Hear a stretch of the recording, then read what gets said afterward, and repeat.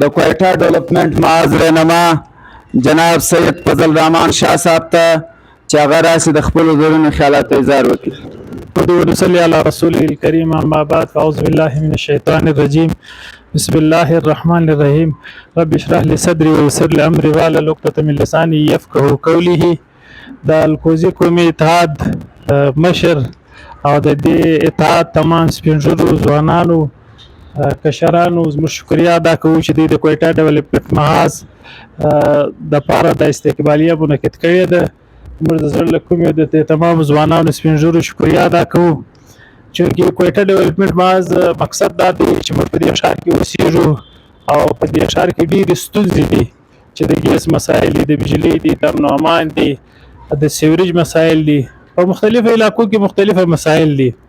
چونکې موږ ته وینو چې ډېر حیوانان هم ژوند کوي، خپله جونګړه ډېره صفا ساتي، چې حکم د دې ایریې هغه ډېره پاکه ساتي او هغه خپل د دې یو اصول په ځنګل کې هم موږ چونګې پر راکلول دا ښار داسې د ګندګۍ ډک و، داسې د بدبوی ډک و.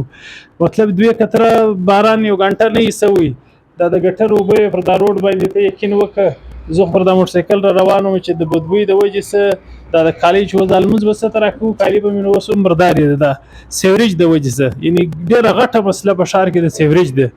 دویمه مسله دا ده چې د اوبو مسله ده. په نوي کلي کې د ګیس مسله وه، نظیر صاحب پر ډېره ښه طریقه باندې هغه هایلایټ کړه، د هغوی انشاءالله تعالی مسله به حل سي.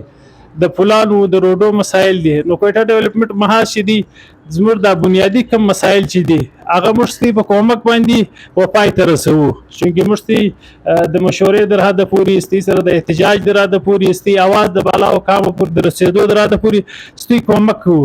لیکن نور همت چې دي هغه ستې خپله د ستا ګلۍ چې د ته به اواز پورته کوې، که ستا د نالۍ مسله د ته به اواز پورته کوې، موږ دې ملګري یو.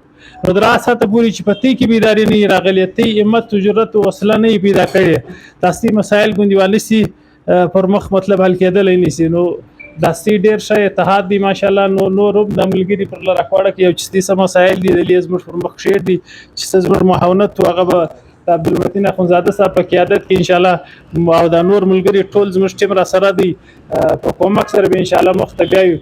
د وخت د قلت د وجې سره زه خپل تقریر چې دی هغه اختتام کوم.